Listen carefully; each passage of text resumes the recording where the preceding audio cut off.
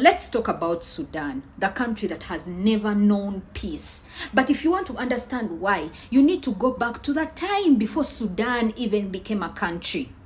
So for context, this is the big now Sudan before. It is bordered by Egypt to the north, Chad to the west, there's the Central African Republic to the southwest, and before it was split, there was Uganda to the bottom in the south, Kenya as well. It also borders Ethiopia to the east, and then it has the Red Sea as well. Now, Sudan was colonized by Britain through Egypt in the year 1899. Now, naturally, Sudan is divided into two. Due to the wetlands in the country, the northern part was mainly dominated by Arabs and Muslims, and these guys were actually already trading and doing business with the likes of Egypt, the likes of Middle East, and the southern part had the more African ethnicities such as the Dinkas, the Nur, the Acholi, Azande, and so many other tribes. So apparently slave trade was happening. But now, the British were using the elites in the north, the Arabs, to actually control the whole of what? Of Sudan. And a lot of slaves who were traded at the time, apparently they used to capture them from the southern part of Sudan. Now, rumors started spreading that Sudan was about to be given independence because, the British were like, we cannot do this anymore. Too much is going on here. And so, in the year 1955, in August, in the south, people heard that once Sudan gets independence, the positions that were being held by the British, governors or whatever, are going to be given to the elite Arabs in the north. And so the southern people felt, no, we are being neglected. We were promised representation. We were promised things. And they're not giving us anything. And so even before independence in August 1955, war broke out in Sudan. And in the year 1956, January, the British were like, bye-bye, you guys, we can no longer handle it. They gave Sudan its independence. You're following. Now, conflict continued, and in the year 1958, a general known as Ibrahim Abdoud seized power. However, the following year, in 1963, the southern people organized what is known as the Armed South Resistance, known as the Anyanya, to mean venom snake, because like I told you, they had heard that power had been given to the elite politicians, the Arabs in the north. But also in the north, there are problems because in the year 1964, the civilians protested and they forced out this general known as Ibrahim in what was known as the October Revolution.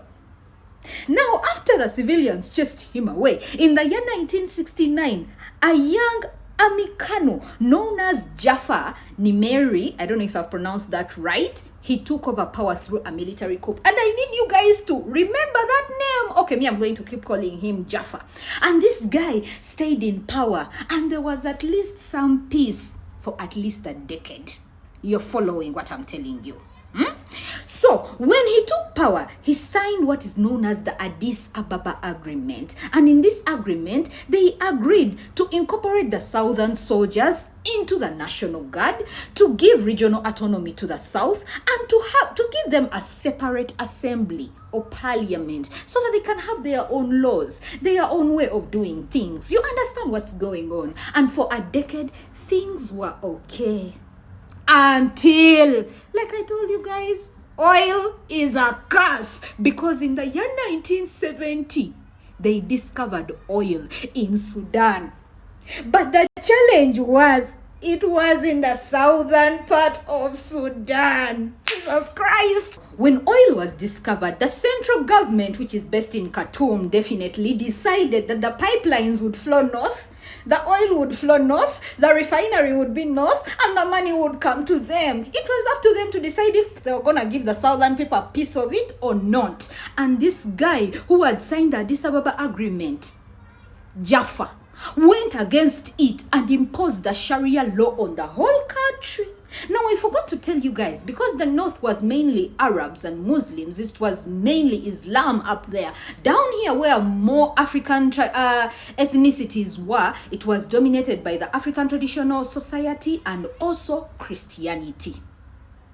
Now, the southern people were like, this is not fair at all. How could you do this and go against your own agreement? And so in the south, they were cooking. And they brought a gentleman known as John Garang. He had studied in the United States and he had a PhD in agriculture economics. And this guy, he brought people together and formed what is known as the Sudan People's Liberation Army. And these guys were here to be like, you can't play with the South like that. Now, the Second Sudan Civil War broke out. And it lasted 22 years. Oh my God. 2 million people were killed, either by famine or diseases. 4 million people were displaced. But in the year 1985, Jaffa was overthrown by Omar al-Bashir, who was backed by Islamists movement, which was known as the National Islamist Front. And then at the time, Sudan started hosting so many international terrorists. Apparently, Bin Laden was there between 1991 up to 1996. And then the US got interested after 9/11. They were like, no, we gotta look into Sudan. So they also imposed sanctions on Sudan, and the economy, what? Crippled. And so these guys were like, no, enough is enough. In January of 2005, an agreement known as the Comprehensive Peace Agreement was signed in Nairobi to bring peace to Sudan.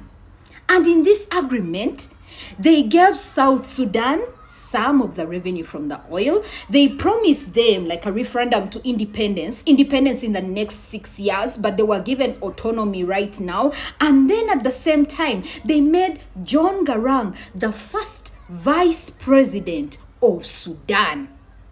So he flew into Khartoum and he was welcomed by millions of people all over the streets. But to their shock, 21 days later, John Garang went to Uganda for a meeting. And apparently, his helicopter crashed as he was coming back, flying between Uganda and Southern Sudan. Now, part 2, so that I tell you the gist of it.